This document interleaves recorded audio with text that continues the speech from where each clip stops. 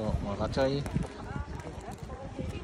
ang harap ng temple ng Shimaniken. Tapos meron sila ding mga parang magre-request ka o yan, sasabit ka dyan, susulat ka, may kukunin ka doon, tapos sasabit mo dito, wish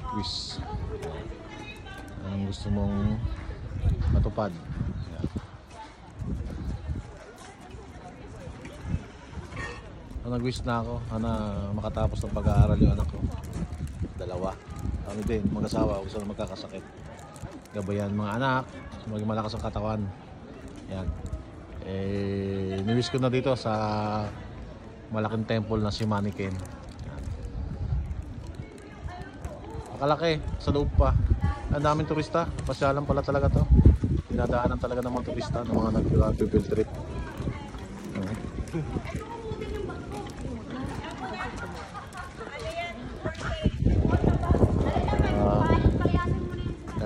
Uyan na iba naman ang papalit. Kami mga 10:30 pa kami alis. 10:30 daw yung oras lang.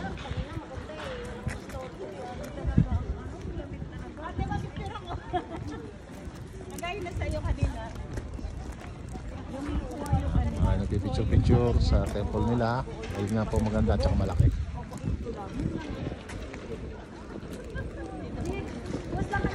Sige po mga katsoy,